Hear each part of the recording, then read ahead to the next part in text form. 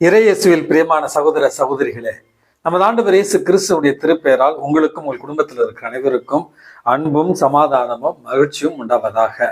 அன்புமிக்கவர்களே, December மாதம் 3ஆம் தேதி தாயாம் திரு அவை இந்தியாவினுடைய பாதுகாவலர் என்று அழைக்கப்படுகிற புனித பிரான்சிஸ்கு சவேரியாருடைய பெருவிழாவை தான் கொண்டாடுகிறது. அன்புமிக்கவர்களே, இந்தியாவுக்கு இது ஒரு பெருவிழாவாக நம்ம கொண்டாடுகிறோம். இந்தியாவுடைய பாதுகாவலராக இவர் அறியப்படுகிறார்.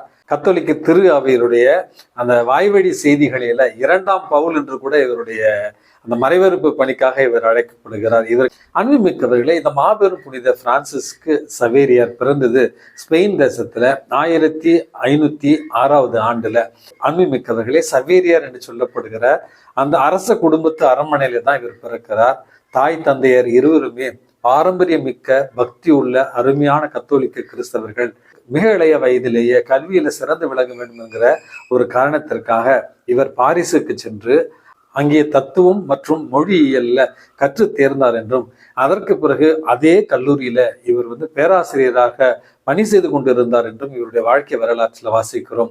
அன்புமிக்கவர்களே, உலகத்துல தலை சிறந்த ஒரு பேராசிரியராக கற்று தேர்ந்தவராக இருக்க வேண்டும், புகழோடும் பணத்தோடும் இருக்க வேண்டும் என்பதுதான் அவருடைய பேராவல். ஆனால் அவருடைய அறையில் அவரோடு தங்கி இருந்த புனித லோயோலா இஞ்ஞாசியார் இவரிடத்தில் அடிக்கடி சொன்ன வார்த்தைகள், ஒருவர் உலகமெல்லாம் தனதாக்கி கொண்டாலும் அவருடைய ஆன்மாவை இழப்பாரினில் அதனால் வரும் பயன் என்ன என்கிற அந்த அடிப்படையான ஒரு இயேசு கிறிஸ்துவனுடைய ஒரு கேள்வியை இவரிடத்தில் அடிக்கடி கேட்டுக்கொண்டிருந்தார். அன்புமிக்கவர்களே, அதற்கு பிறகு ஒரு மனமாற்றத்தை அடைந்த புனித பிரான்சிஸ்கு சவேரியார் அந்த புனித லோயோலா இஞ்ஞாசியாரோடு சேர்ந்து சேசு சபை என்கிற அந்த மாபெரும் துறவு சபை தோன்றுவதற்கு அடிப்படையாக இருந்த 6 புனிதர்களில் இவரும் முக்கியமானவராக கருதப்படுகிறார். அன்புமிக்கவர்களே, அப்பொழுது போர்ச்சுகல் தேசத்தை சார்ந்த அரசன் தன்னுடைய ஆளுகைக்கு கீழ் இருந்த நாடுகளில குருக்களுக்கான தேவை இருப்பதை உணர்ந்து திருத்தந்தையிடத்துல பரிந்துரையை வைத்த பொழுது, திருத்தந்தையினுடைய பரிந்துரையின்படி புனித பிரான்சிஸ்கு சவேரியார் கப்பல் பயணம் மூலமாக இந்தியா வந்தடைகிறார். இந்தியா வருவதற்கு முன்பாக மொசாம்பிக் என்று சொல்லப்படுகிற ஒரு இடத்துல ஓராண்டு பணி செய்து, அதற்கு பிறகு 1842 ஆண்டு இந்தியாவில் இருக்கிற போர்த்துகீசியர்களுடைய ஆளுகைக்கு கீழ் இருந்த கோவா என்கிற அந்த பகுதியை வந்தடைகிறார். அன்புமிக்கவர்களே, கோவாவில் 4 மாதம் இருந்து இந்திய மொழிகளை கற்றுத் தேர்ந்த அவர் தென் தமிழகத்தில் இருக்கிற கன்னியாகுமரி பகுதிக்கு வேத போதக பணிக்காக அனுப்பப்பட்டார் என்று தான் இவருடைய வாழ்க்கையில நம்ம வாசிக்கிறோம். அன்புமிக்கவர்களே, இப்பொழுது இருக்கிற கோட்டாறு மறை மாவட்டத்தினுடைய கன்னியாகுமரி பகுதியில அரசனுக்கு ஒரு போரை நிறுத்துவதற்கு உதவியாக இருந்த ஒரு காரணத்தினால் அரசனுடைய உதவியை பெற்று கையில ஒரு சிலுவையையும் மற்றொரு கையில மணி அசைத்து கொண்டு சென்ற இடங்களிலெல்லாம் மக்களை ஒன்று கூட்டி இறை வார்த்தையை அறிவித்து அவர்களுக்கு திருமுழுக்கு கொடுத்து சென்றார். கன்னியாகுமரி மாவட்டத்தில் மட்டும் 45 சிற்றாலயங்களை இவர் எழுப்பி இருக்கிறார் என்றும், அவர் பணி செய்தது அங்கு வெறும் 5 ஆண்டுகள் தான் என்றும் இவருடைய வாழ்க்கை வரலாற்றில் நம்ம வாசிக்கிறோம்.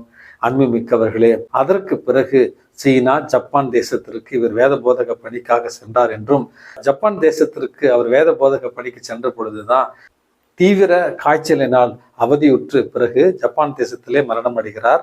அங்கிருந்த ஒரு கடற்கரை பகுதியில தான் இவருடைய உதவியாளர் ஒருவரால் அவர் அடக்கம் செய்யப்பட்டு, பிறகு 3 மாதம் கழித்து அவருடைய மீட்பொருளை எடுக்க சென்ற நேரத்துல அவருடைய உடல் அழியாமல் இருந்த ஒரு காரணத்தினால் இந்தியாவிற்கு கொண்டு வரப்பட்டு அங்கு போம் ஜெசு என்று சொல்லப்படுகிற குழந்தை இயேசுவுக்காக ஒப்புக்கொடுக்கப்பட்டு இருக்கிற அந்த பேராலயத்துல தான் வெள்ளியினால் செய்யப்பட்ட ஒரு கண்ணாடி பழையில அவருடைய உடல் வைக்கப்பட்டிருக்கிறது.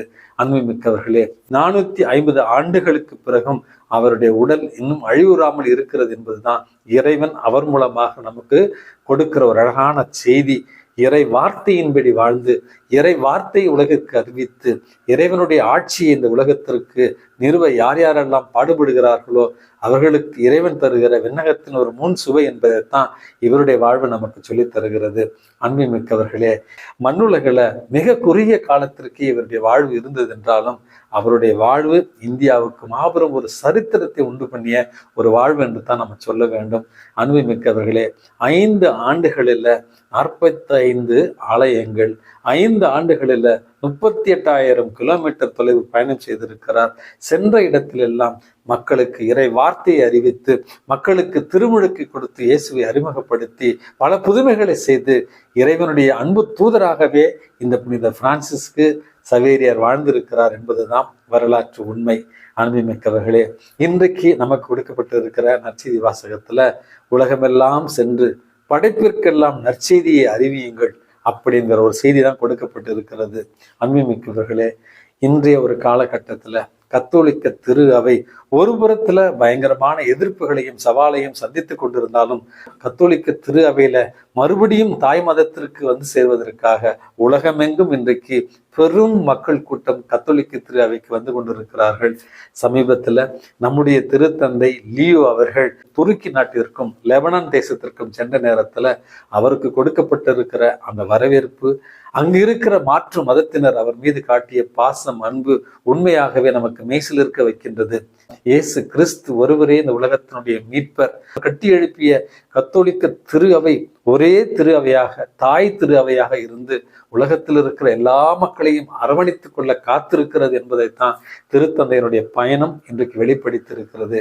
ஆகவே அன்புமிக்கவர்களே, உலகமெல்லாம் சென்று படைப்பிற்கெல்லாம் நற்செய்தியை அறிவுங்கள் என்கிற வார்த்தை நம்முடைய தனிப்பட்ட வாழ்க்கையில ஒரு குருவாக, ஒரு துறவியாக, ஒரு கணவனாக, ஒரு மனைவியாக, ஒரு குடும்பத்து உறுப்பினராக, ஒரு குடும்பத்தினுடைய மூத்த பெற்றோராக, நம்முடைய தனிப்பட்ட வாழ்க்கையில வார்த்தைகளால் மட்டுமல்ல, நம்முடைய வாழ்வால் இறை வார்த்தையை உலகமெல்லாம் படைப்பிற்கெல்லாம் நம் நற்செய்தி அறிவிக்கிற பிள்ளைகளாக மாற வேண்டும் என்பதையே புனித பிரான்சிஸ்கு சவேரியாருடைய வாழ்வு நமக்கு எடுத்துக்காட்டாக கூறுகிறது.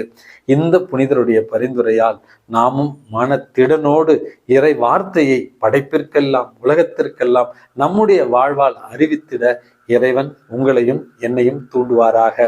மிக சிறப்பான விதத்திலே புனித பிரான்சிஸ்கு சவேரியார் பணி செய்த கன்னியாகுமரி மாவட்டம், கோட்டாறு மறை மாவட்டத்தில் இருக்கிற ஒவ்வொரு பங்கில் இருக்கிற மக்கள் உலகத்திற்கு ஒளியாக விசுவாசத்தை உலகத்திற்கு தங்களுடைய வாழ்க்கையால் அறிவிக்கிற ஒரு வேலையை முன்னெடுப்போடு செய்ய வேண்டும் என்கிற ஜெபத்தையும் கோரிக்கையும் இறைவனிடத்தில் வைத்து, இறைவன் இந்த செய்தியை கேட்டுக்கொண்டிருக்கிற நம் அனைவருக்குமே நற்செய்தியினுடைய அறிவிப்பாளர்களாக நம்மை உருமாற்ற இறைவனிடத்துல மன்றாடி செபிப்போம்.